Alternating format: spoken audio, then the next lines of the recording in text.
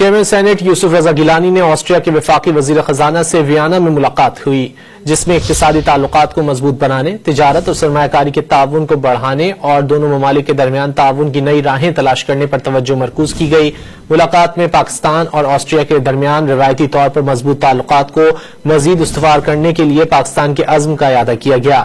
Chairman senate نے آسٹریین کمپنیوں کو کانکنی اور معدنیات، توانائی، آئی ٹی، دفاعی صنعت اور زراعت میں سرمایہ کاری کی دعوت دی۔ پاکستان ریلوے انفراسٹرکچر کو اپ گریڈ کرنے کے منصوبوں پر روشنی ڈالی گئی، جہاں آسٹریا کو نمایاں مہارت حاصل ہے۔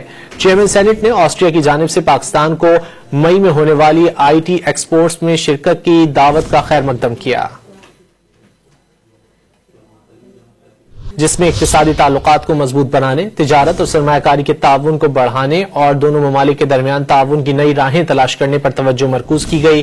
ملاقات میں پاکستان اور آسٹریا کے درمیان روایتی طور پر مضبوط تعلقات کو مزید استوار کرنے کے لیے پاکستان کے عزم کا اعادہ کیا گیا۔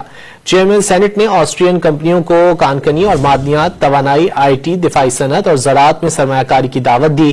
پاکستان ریلوے انفراسٹرکچر کو اپ گریڈ کرنے کے منصوبوں پر روشنی ڈالی گئی، جہاں آسٹریا کو نمایاں مہارت حاصل ہے۔